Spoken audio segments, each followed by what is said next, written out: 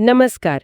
आज आमे the deep dive रे जणे बहुत बड़ नृत्य शिल्पी जामिनी कृष्णमूर्ति विषय रे कथा हेबा।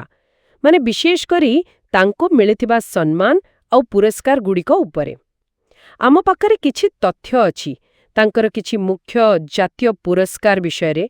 तेबे चलंतु एहाको टिके भल भाबे देखिबा। निश्चय। आउ गोटे कथा कौन कि ए जो पुरस्कार गुड़िक एगुड़ाक खाली व्यक्तिगत सफलता नुहे मोटे नुहे। हाँ सेटा तो ठीक कथा। एगुड़िक होची माने भारतीय शास्त्रीय नृत्य को तांकर जो दीर्घ समयर अवदान अछि तार गोटे स्वीकृति। तेणु एहार जो महत्व ताकू बुझिबा बेस जरूरी। अच्छा तेबे प्रथमे आम तथ्यरे जहा अछि 1977 मसीहारे तांको संगीत नाटक एकेडमी पुरस्कार मिलिथिला।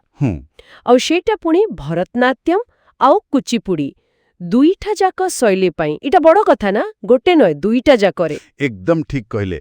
संगीत नाटक एकेडमी पुरस्कार तो आम देशरे माने प्रदर्शन कला क्षेत्र रे गोटे बहुत बड़ सम्मान। हाँ सर्वोच्च भितरु गोटे। हाँ आउ 1977 रे भरतनाट्यम आउ कुचिपुड़ी दुईटा जाक शक्तिशाली आउ अलगा अलगा शैली रे एका संगे स्वीकृति पाइबा।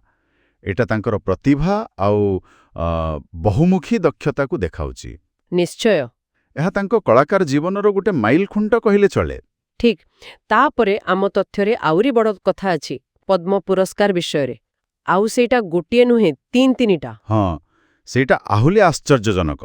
1968 रे पद्मश्री, तापरे सीधा 2001 रे पद्मभूषण आउ शेषरे जाई 2016 रे पद्मविभूषण। माने 1968 रु 2016 केते वर्ष हैला? पाखापाखि 48 वर्ष। हाँ पाखापाखि 5 दशंधि। एहा वास्तविक असाधारण। हाँ और एठी सबुठ मजा कथा होउची एई जे एई जो क्रमटा पद्मश्री रु पद्मभूषण आउ तापरे पद्मविभूषण। पद्मविभूषण तो भारतर द्वितीय सर्वोच्च बेसामरिक सम्मान। एते लंबा समय धरी माने 5 दशंधि धरी जणे कलाकारंकु देशर सबुठु बड़ स्तर रे बारंबार सम्मान मिलिबा। हाँ एइटा केवल तांकर निरंतर साधना को देखाउनी बरं केमिति से समय सहित निज कला को प्रासंगिक रखि पारिले सेइटा भी देखाउची। वाह एइटा गोटे भलो पॉइंट। कारण कला जगतरे एते दिन धरी शीर्षरे रहिबा आउ स्वीकृति पाइबा सतरे बहुत काम देखिबा को मिले। तेबे एही सबु सम्मान को जदि आमे एकाठी देखिबा एहा जामिनी कृष्णमूर्तिंक विषय रे हमकु मुख्यतः कोन कहूची, एहार मूल अर्थटा कोन? मोटामोटी भावे देखिले ए सबु पुरस्कार संगीत नाटक एकेडमी ठो आरंभ करी 3टा जाक पद्म पुरस्कार एहा गोटिए कथा स्पष्ट करूची जे जामिनी कृष्णमूर्ति केवल जणे माने प्रतिभाशाली नृत्यशिल्पी नुहंती।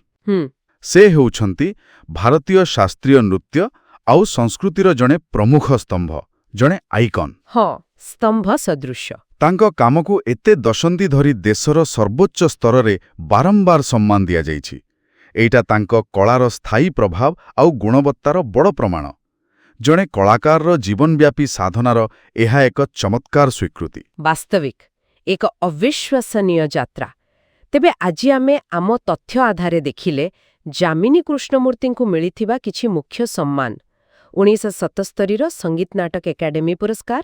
हाँ आउ 1968 रो पद्मश्री रु आरंभ करी 2016 रो पद्मविभूषण पर्यंत संपूर्ण पद्मश्रेणी। एसबु तांकर अनन्य कला यात्रा आउ भारतीय संस्कृति रे तांकर गुरुत्वपूर्ण स्थान को दर्शाउछि। आउ एही आलोचना शेषरे मो मनरे गोटे प्रश्न आसुछि, गोटे गभीर प्रश्न। कुहंतु जणे कलाकार केमिति माने 5 दशंधिरु अधिक समय धरी केवल सक्रिय रहिबा नुहे बरं निजको विकसित करिबा, प्रासंगिक रखिबा आउ एमिति सर्वोच्च स्तर रे स्वीकृति पाई चलिबा।